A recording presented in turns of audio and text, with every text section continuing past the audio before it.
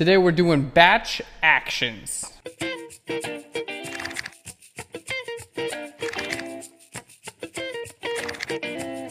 Or as I like to say, bactions. Hey there, welcome to Phlearn. My name's Aaron Nace. You can find me on Twitter at AKNacer. You can find me here at Phlearn making these cool videos 5 days a week to help you guys get better at Photoshop and photography. I just got back from North Carolina and I was at my brother's wedding. It was awesome on Bald Head Island, and I took some pictures and I kind of want to process them all in the same way. So I'm going to show you guys how to create an action, and then we're going to show you how to batch an action. So you can just hit one button, it'll open up a bunch of images in a folder, apply the same action throughout all those images, and then it'll save them out as well. So it's really cool. It's going to save you guys a lot of time. So here's how you do it. It's actually not that hard, but there's a couple tricks in it, and those come in making the actual actions themselves, and I'm going to show you guys what those tricks are. So to get to your actions, this is one of the images. I know I'm an amazing photographer. You don't have to tell me. I know it's really good. Just go up to a window and then down here to actions. And this is going to open up your actions dialog. Now, I would suggest making a new action. I already made this one for this layer, but we'll just create a new action. So to do that, you just click on this new action button, and we will call this Phlearn BW, because it'll be kind of a black and white. So I'm going to hit record there. So it's going to start recording, and anything I do basically now, I can close, I'll just keep this open to show you guys. Anything that I do now to my image is going to show up right down here. So the first thing I'm going to do is make a black and white. I'm going to grab an adjustment layer, go to black and white. There we go. And here we have our properties. We can see I can adjust all these things, like pull my reds down, cyans up or down, do some cool stuff to the sky, yellows. Sometimes I'll just kind of like play around here. There we go. Greens will bring down.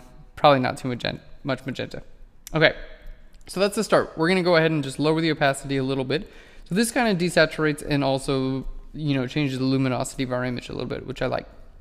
And you can see here, if there's so much stuff, I want you to be able to see it. But you can see here, that's everything I did, and then I just click this layer, visible and invisible. I didn't have to do all that, but it did record all of that. So the next thing I'm going to do is grab an adjustment layer, and I'm going to go up to levels.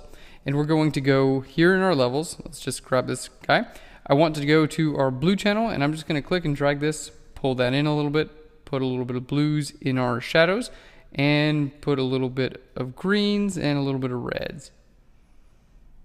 There we go. So we can see what that looks like as well. And it recorded everything that we did, made the adjustment layer, and that's what it looks like. So this is a very, very simple example of what you could do, but it definitely will change how an image looks. So the next thing I want to do, I just want to merge all these together because we're going to be saving these out, and I want to merge them together. It just keeps things really simple. So you go to layer, and then down here just to flatten image. There we go, and it flattens the image. You can see here it says flatten the image. It's still recording all this. Now the next thing I want to do is go ahead and save this. So I'm just going to hit Command S, and that's going to save quality 12, and JPEG is okay. Now what it's going to do, it's going to save directly over top of the image that I just made. So what I do is, I'll show you in a second, I actually make like a duplicate copy of everything just to make sure that everything goes smoothly. So I'm going to hit OK, and it's going to save it. And then that's my whole action. That's all I wanted to do. All this show hide current layer, we didn't even need all that stuff, but I'm just going to hit stop. Okay, so that's our Phlearn BW action. Now I'll show you guys what I was talking about with saving directly over. This is it, like opened it up and it actually did save it. See, that's the next image in the sequence. So just in case something gets messed up, I always keep a backup folder. There we go. And this is all my original files here. So this is now something that I want to do. Let's just, there we go. I'm going to go into my backup folder and copy these over, and we'll just hit replace on all those. There we go. So I've just replaced all of the, I know you're impressed with my Apple navigation. I just replaced all of them. So basically undid that thing that I just did. So we have that action. Now the next thing I want to do is I want to apply it to an entire folder. So what we're going to do is, we don't really need to see this anymore, but just remember that Phlearn BW is what we want. And we're going to close out our properties. So we're going to go to File, and I'm going to go down to Automate, and here to Batch. Now this is important. Remember, I did hit save in the action itself, so that's kind of important. If you don't do that, what it does is it's going to prompt you with a dialog box. Every time it's finished an action, it's like, what do you want to do with this? Do you want to save it? Do you want to save it as PSD? Do you want to include layers? And you don't want to deal with any of that. You want it to just like open them all up and save them all down again, because if you have to actually click every single time it does something to an image, there's no point in even doing this. So what we want to do is, here in our set default actions, action Phlearn BW. It already knows what we just did. Our source is a folder, and you can just hit choose, and it knows that it's this folder here. Just in case you're working with like different color profiles, I hit suppress that. I'm not going to hit include all subfolders here because I actually don't want it to include the backup folder. All right, and then here we're going to choose destination folder. Let's just choose this, and boom, boom, boom. All right, Phlearn actions. There we go. We'll just hit choose there.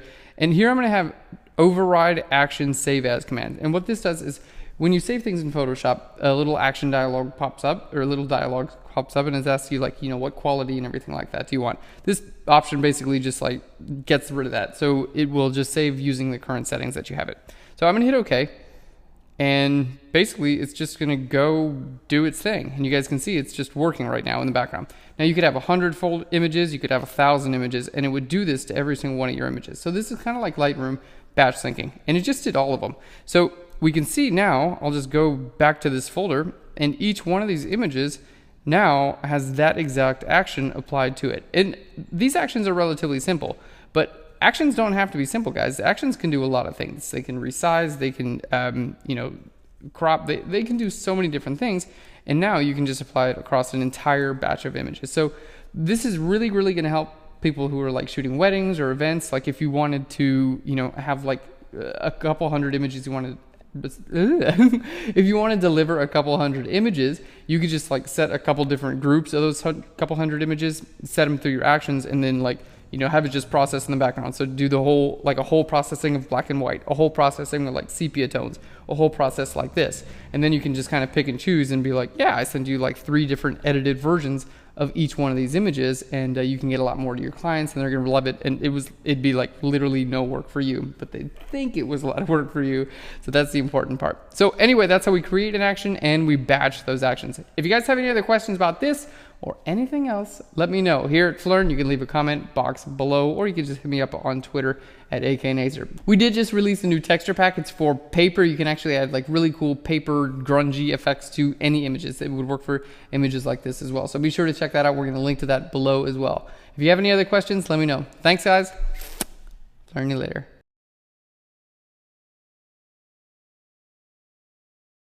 Action. I'll batch action your face.